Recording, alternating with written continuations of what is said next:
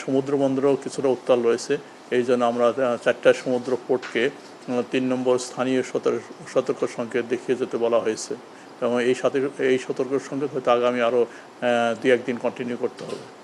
এই সময় বেসিক্যালি যে বৃষ্টিটা হয় এটা আমরা বলি ওয়েস্টার্লি ডিস্টারবেন্স, অর্থাৎ পশ্চিমা লঘুচাপের প্রভাবে। বেসিক্যালি এটা হয় নর্মালি যে বিশেষ করে প্রি মনসুন সিজন যেটা আমরা বলি মার্চ এপ্রিল মে। এই সময় হয় কি প্রতি মাসে অন অ্যান অ্যাভারেজ 3টার মধ্যে ওয়েস্টার্ন ডিস্টারবেন্স আসে, এর ভিতরে একটা স্ট্রং ওয়েস্টার্ন ডিস্টারবেন্স আসে।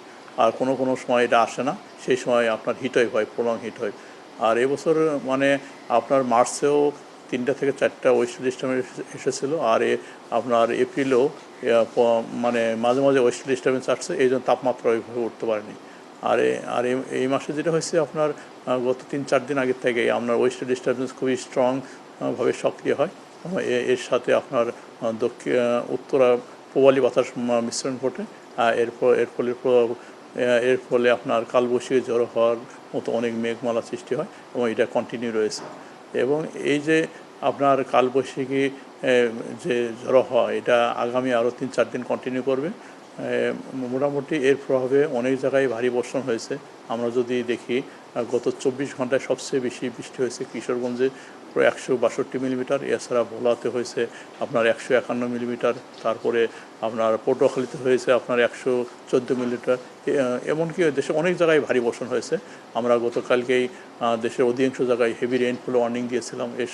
এর সাথে সাথে আমরা কালবৈশাখী ওয়ার্নিংও দিয়েছি।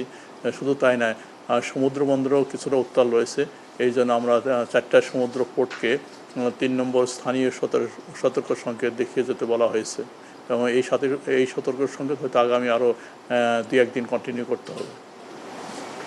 আচ্ছা, এই কালবৈশাখীর জন্য বিশেষভাবে হচ্ছে কোন কোন অঞ্চলে এটা বেশি না, এটা মোটামুটি সারা দেশেই, তবে মধ্য অঞ্চলে ইদানিং বেশি দেখা যাচ্ছে। বিশেষ করে আপনার রাজশাহী, রংপুর, ঢাকা, ফরিদপুর, মাদারীপুর, কুমিল্লা, তারপর হচ্ছে এবং চট্টগ্রামও এর প্রভাব রয়েছে। এটা আপনার আগামী আরও 3-4 দিন এটা কন্টিনিউ করবে, তারপরে গ্যাজুয়ালি একটু কমে যাবে। আমরা আশা করি হয়তো মে 3-4 তারিখ থেকে মোটামুটি অনেকটাই ক্লিয়ার হয়ে যাবে। আচ্ছা, যদি একটা বিষয় বলি যে গত বছর যেমন হচ্ছে সারা বছরই বৃষ্টিপাত কম ছিল মোটামুটি, কিন্তু লাস্টের দিকে এসে বেড়েছে। এই বছরে সম্ভাবনা কেমন দেখছেন? এবছরে যেটা হচ্ছে আপনার একটু প্যাটার্নটাই একটু ভিন্ন, কারণ আমরা দেখেছি উইন্টারে বিশেষ করে নভেম্বরের ফার্স্ট উইক থেকে ওয়েস্টার্ন ডিস্টারবেন্স আসেনি। এই জন্য নভেম্বর, ডিসেম্বর, জানুয়ারি, ফেব্রুয়ারি, ইভেন আপনার মার্চের 10 তারিখ পর্যন্ত কোনো বৃষ্টি হয়নি। যেহেতু দীর্ঘ 3-4 মাস উইন্টারে কোনো ধরনের বৃষ্টি হয়নি, অর্থাৎ ওয়েস্টার্লি ডিস্টারবেন্স পুরোপুরি আপনার অ্যাবসেন্ট ছিল। এবং এরপরে কী হয়েছে, হঠাৎ করে ওয়েস্টার্ন ডিস্টারবেন্স সক্রিয় হয়ে গেছে। এই জন্য দেখেন আপনার যে সময় হিটওয়েভ হওয়ার কথা, প্রচণ্ড হিটওয়েভ হওয়ার কথা, বিশেষ করে মার্চ এপ্রিল মাস, সেভাবে হিটওয়েভ হয়নি। শুধু আপনার দেখেন এই গত সপ্তাহে হয়তো একটা হিটওয়েভ ছিল, তাও এটা স্বল্পমেয়াদী, মাত্র একটা জায়গায় তাপমাত্রা 40 ডিগ্রি উঠেছিল, বাদ বাকি জায়গায় মৃদু থেকে মাঝারি হিটওয়েভ ছিল। আপনি যদি গত 2-3 বছর আগেও দেখেন বা 2024-এ দেখেন, টানা 35 দিন হিটওয়েভ ছিল। ওই 35 দিনে কোনো বৃষ্টি হয়নি, কারণ ওই সময় ওই রকম ওয়েস্টার্ন ডিস্টারবেন্স আসেনি। কিন্তু এই বছর মাঝে মাঝেই শুরু হচ্ছে। এর প্রভাবে যেটা হবে যে এপ্রিলে যে নর্মাল বৃষ্টি, এর থেকে আপনার মিনিমাম 30% থেকে 40% বৃষ্টি বেশি হবে, কারণ অনেক জায়গায় ভারী বর্ষণ হচ্ছে।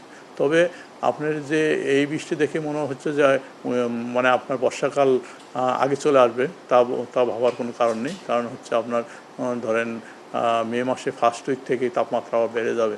ইভেন মে মাসের সেকেন্ড উইক, থার্ড উইকে তাপমাত্রা অনেকটা বেশি থাকার সময় রয়েছে। সেই সময় হয়তো মৃদু থেকে মাঝারি আবার হিটওয়েভ চলে আসবে।